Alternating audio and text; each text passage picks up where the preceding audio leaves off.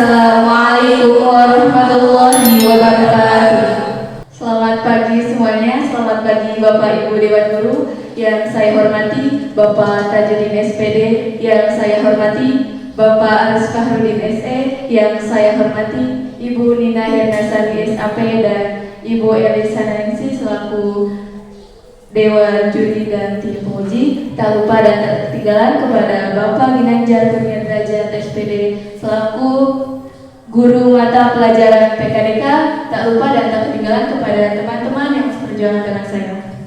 Perkenalkan, kami dari kelompok 1 kelas 12 akuntansi yang akan membahas kewirausahaan yang sudah kita jalankan selama kurang lebih 5 bulan. Nah, sebelum masuk ke presentasi, kita akan menjelaskan tujuan kita presentasi di sini, yaitu untuk menambah wawasan dan pengetahuan kepada kita terkait pelajaran PKDK mengenai kewirausahaan. Di mana pada pembahasan kali ini kita akan membahas secara spesifik mengenai kewirausahaan yang sudah kita jalankan selama kurang lebih 5 bulan. Semoga presentasi kali ini dapat menambah wawasan dan pengetahuan untuk kita semua. Kita langsung saja ke materi. Untuk materi yang pertama, tentunya ada riwayat penjualan dan juga manfaat kegiatan yang akan disampaikan dan pemaparannya akan dijelaskan oleh pemateri pertama, Siti Nurikma. Kepadanya dipersilakan. Baiklah, mohon izin Bapak Ibu Dewan Guru. Saya selaku pemateri pertama akan menjelaskan tentang riwayat penjualan dan manfaat kegiatan.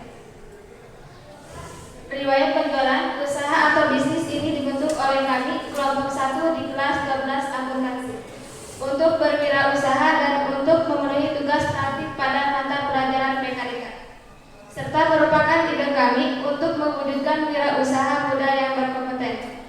Maksud dari riwayat penjualan itu adalah sebelum kami melakukan usaha atau bisnis, pasti kami harus mempunyai ide untuk menjalankan usaha yang akan kami jalankan agar usaha yang kami jalankan berjalan dengan lancar. Untuk manfaat kegiatan, manfaat dari usaha ini adalah kami bisa mendapatkan keuntungan finansial dengan adanya usaha ini. Di samping itu, membuat cemil-cemil ini sebagai hidangan penutup kekinian yang inovatif dan bernilai jual tinggi. Baiklah, saya pemateri ketiga. Di sini saya akan menjelaskan jenis produk yang dipasarkan di kelompok kami. Di sini ada jenis produk yang kita produk sendiri atau kita buat sendiri, yaitu seperti basreng, sebring, siomay kering, banana roll, pangsit lumer, sempol sosis crispy, dan juga rujak keripik pisang. Nah, di sini juga kita ada yang ngambil dari customer atau via online, yaitu Oci, bakso aci, dan parfum Thailand. 2.000 profitnya di minggu ke-2 Januari 200.000 sampai ke bawah nih. Kalau tidak salah di minggu ke-1 Januari kita ada ide lagi karena kita ada waktu 2 bulan lagi untuk jualan gitu ya. Terus bagaimana supaya kita mendapatkan keuntungan lebih banyak lagi atau 2 kali lipat gitu. Kita ada ide usaha untuk menjual parfum, di mana si parfum tersebut kita ambil dari online, dan sebelumnya kita udah ada izin dulu dari guru mata pelajaran. Kita membeli parfum di online seharga ada yang 4.000, ada yang 5.000, kemudian kita jual 10.000. Itu keuntungannya lumayan banyak banget, itu 2 kali lipat dari modal gitu ya Pak. Di minggu ke-1 dan ke-2 di bulan Januari itu kita fokus ke parfum, dan lanjut ke minggu ke-1 Februari. Di minggu ke-1 Februari ini kita ada ide lagi jualan apa lagi, karena pas dihitung-hitung profitnya kayak masih sedikit gitu ya Pak. Terus di bulan Februari kita ada usulan gimana kalau kita jualan pulsa aja gitu, walaupun keuntungannya tidak seberapa, dan tentunya ini juga sudah mendapat izin ya Pak, karena akuntansi itu katanya bukan cuma makanan, boleh pulsa juga. Kita di sini pulsa itu di minggu pertama dan minggu kedua Februari mendapat profit itu yang tertera itu sudah ada lebih lengkapnya di laporan, dan di laporan tersebut kita tulis kayak pembelinya beli pulsa atau paket data atau KWH atau apa gitu. Terus di situ juga ada tertera harga dari sananya berapa, kita jual berapa, dan untuk pulsa itu tidak seberapa sih Pak, cuma keuntungannya 2-3 ribu saja dalam satu pelanggan pembeli.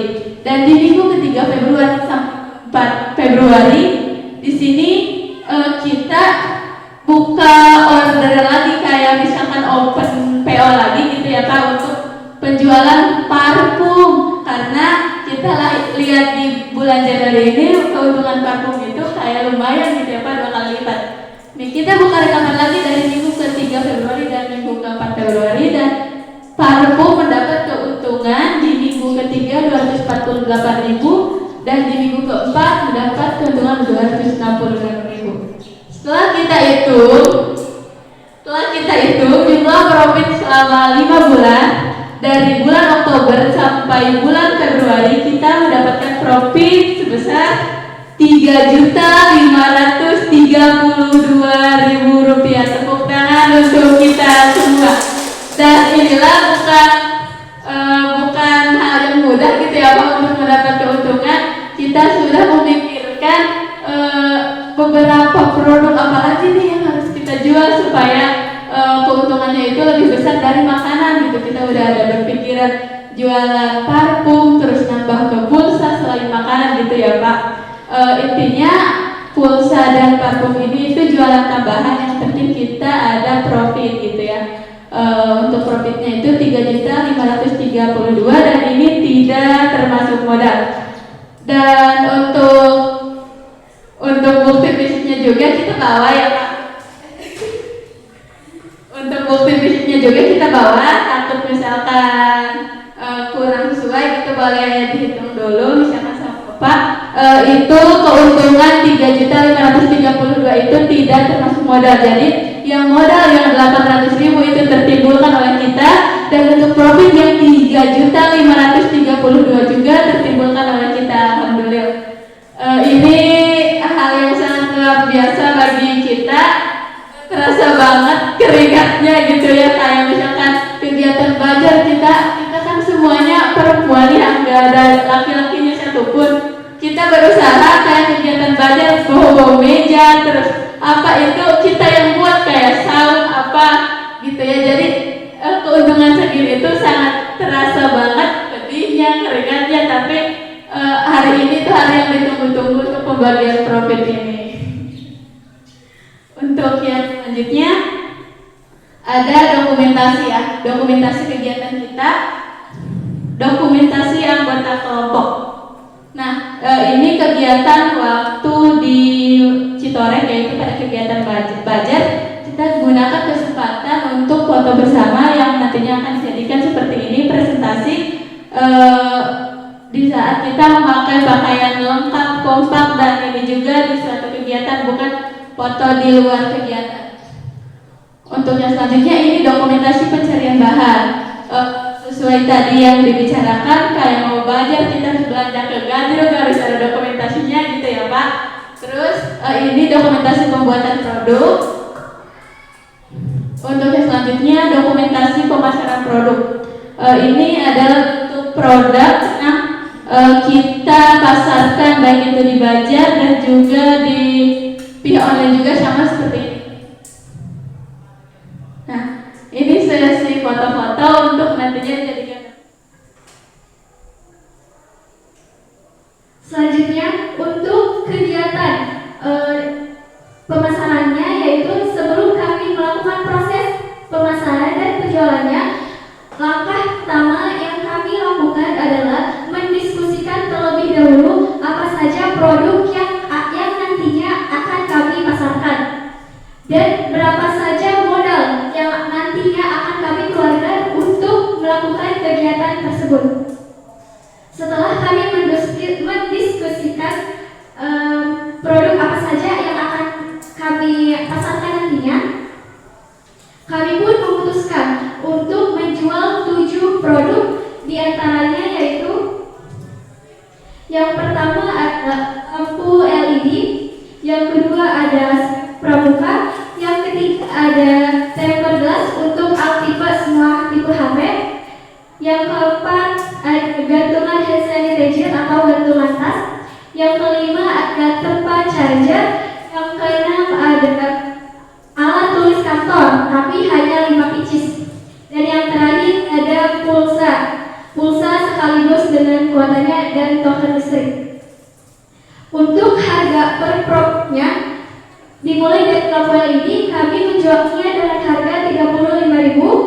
Untuk scrap pramuka kami menjualnya dengan harga 25.000. Dan untuk tempered glass kami menjualnya dengan harga 10.000.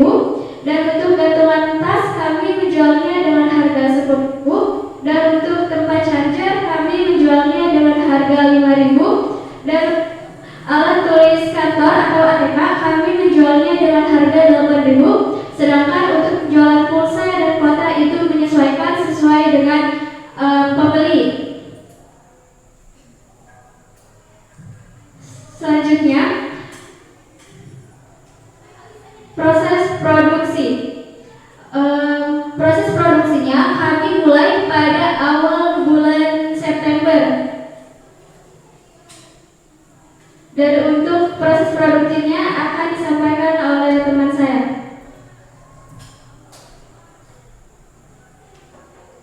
Proses produksi.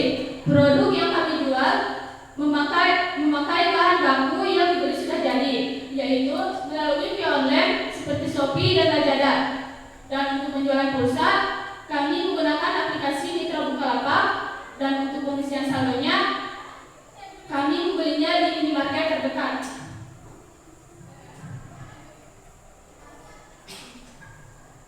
Selanjutnya untuk proses pemasaran dan penjualan, kami mulai mempromosikan produknya itu pada tanggal 26 September 2022. Beda halnya dengan tadi, itu hanya perencanaan yang tadi kami katakan awal bulan September, tetapi proses atau kegiatan pemasarannya kami mulai pada tanggal 26 September 2022 dengan cara menawarkannya dari mulut ke mulut terlebih dahulu.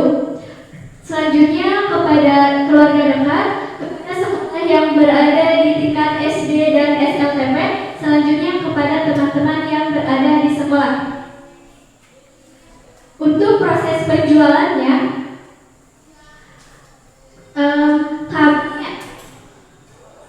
kami menjualnya dengan cara mempromosikan terlebih dahulu barang atau produk apa saja yang kami promosikan. Setelah nanti ada pelanggan yang berminat membeli produk kami, selanjutnya kami melis orang-orang tersebut yang ingin membeli produknya.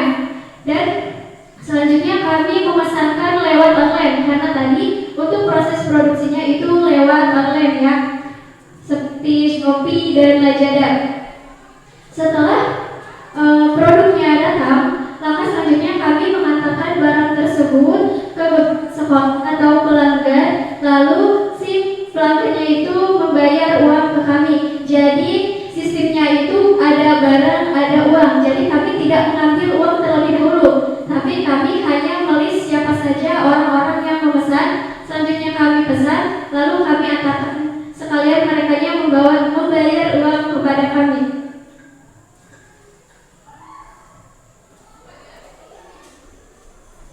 Selanjutnya adalah kendala yang kami hadapi selama kegiatan berlangsung. Yang pertama yaitu tidak terlalu banyak waktu untuk kami berjualan dikarenakan banyak tugas sekolah dan tugas yang lainnya di luar sekolah. Dan yang kedua itu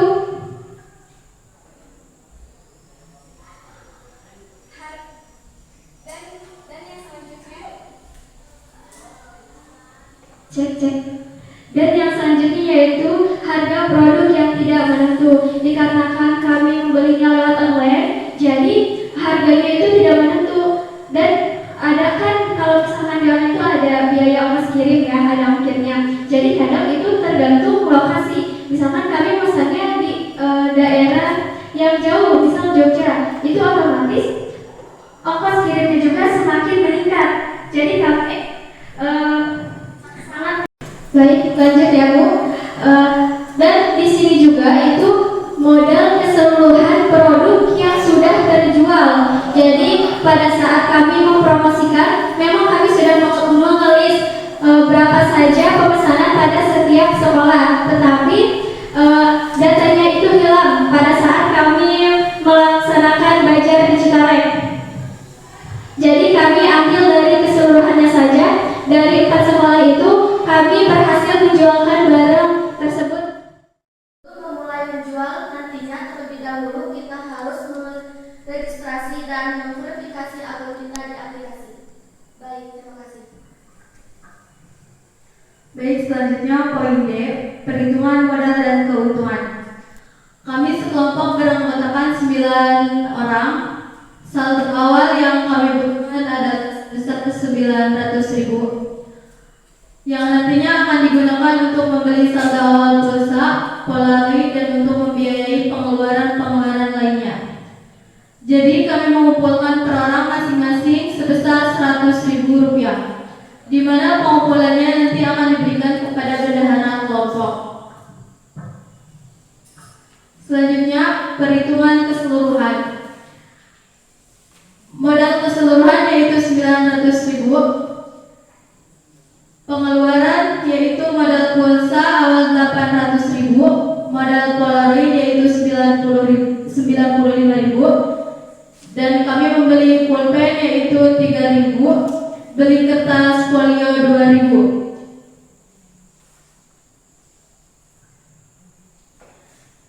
Dan yang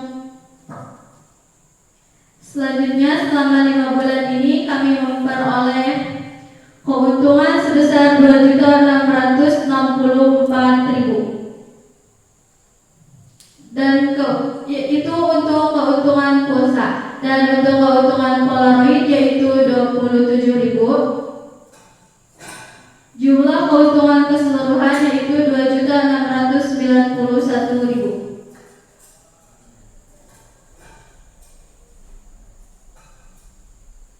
Selanjutnya materi 3 yang poin E yang akan disampaikan oleh Dwi Intan Fadilah.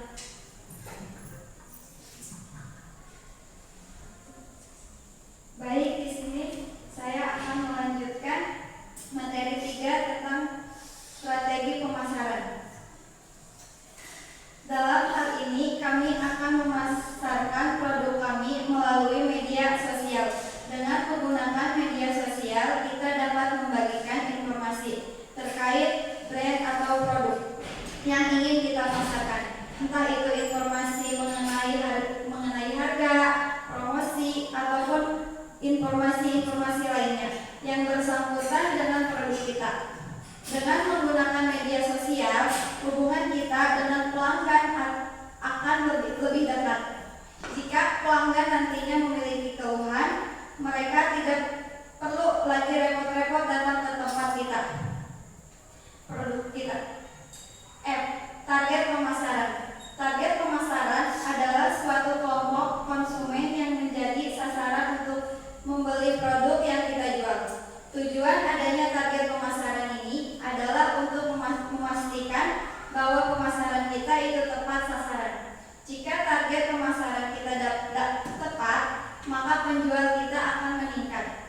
Juga kita dapat mengetahui budget yang kita butuhkan, serta dapat memudahkan kita untuk melakukan promosi. Terima kasih.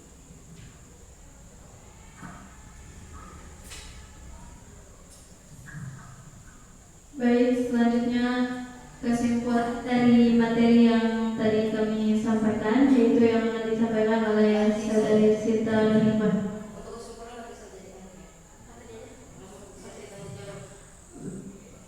Baik, selanjutnya sesi tanya jawab. Silakan kepada Ibu Dewan Juri untuk bertanya. Ya, Assalamualaikum warahmatullahi wabarakatuh. Masih semangat kan ya? Jawab pertanyaan dari Bapak TJ. Produk unggulan yang paling banyak menguntungkan dan mana yang paling banyak merugikan? Yang paling banyak menguntungkan yaitu makanan cemilan kondom, dan paling merugikan yaitu kerupuk kriwil jelantah. Keripik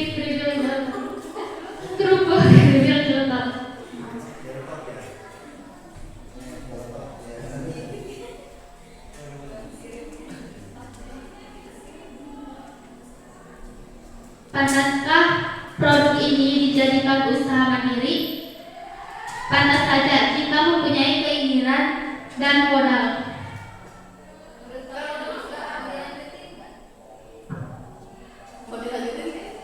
Insya Allah, kalau aku punya modal.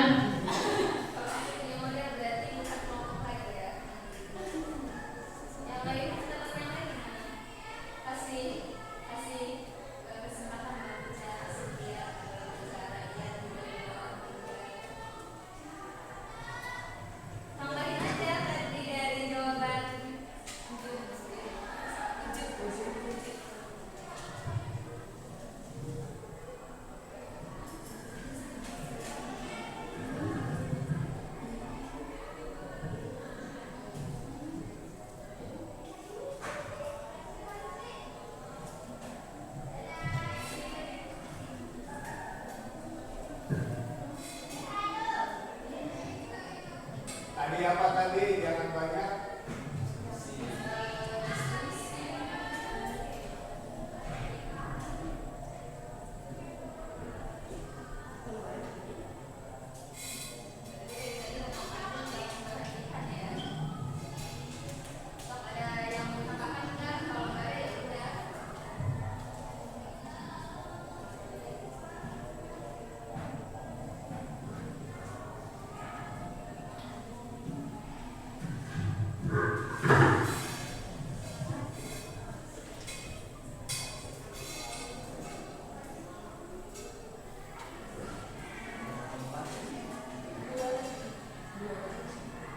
Izin menjawab pertanyaan dari Pak Aris yang sistem market yang paling efektif.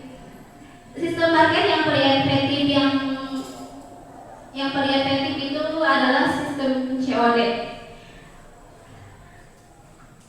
Karena kalau COD kadang kita mendapatkan ongkir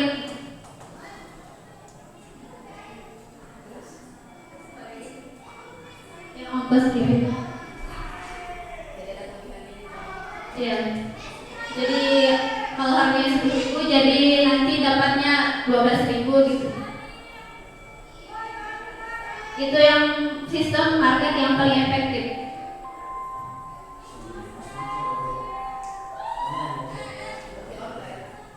Oh, iya.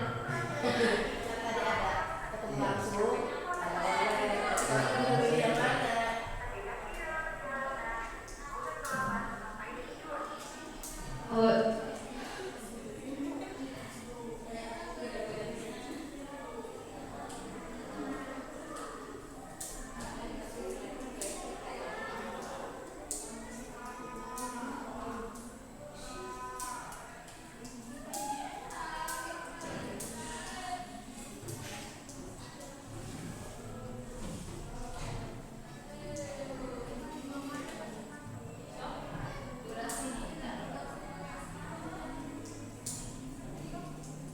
Ya, jadi penjualan itu secara online. Penjualannya secara online, terus nanti pengirimannya kita bayar di tempat. Itu yang paling efektif.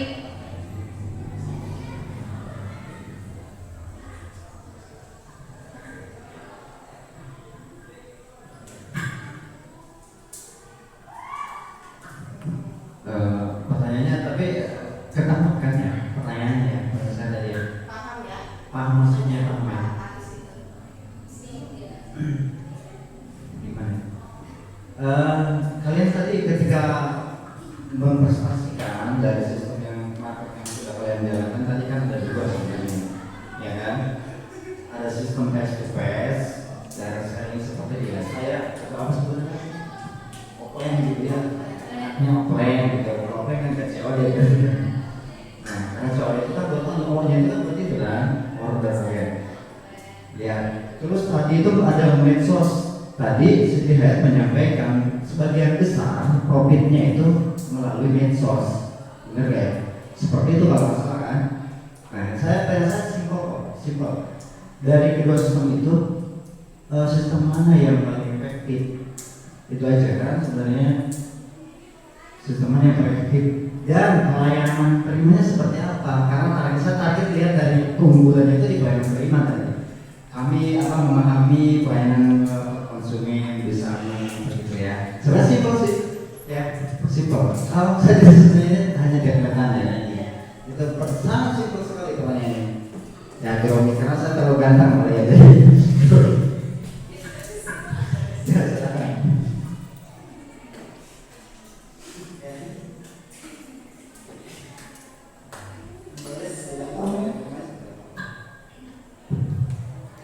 Oke, izin jawab. Jadi Bapak tadi nanyanya sistem market yang paling efektif itu sistem face to face atau online gitu. Nah, jadi yang paling efektif itu sistem online. Kita menemukan pelanggan, misalkan kita hari ini dapat orderan 50 pieces kondom misalkan. Nah, kita itu paling banyak menemukan pelanggan itu di online dibandingkan dengan face and face. Jadi sistem online itu lebih unggul daripada yang datang ke rumah langsung gitu ya, face and face gitu. Gitu Pak. Tadi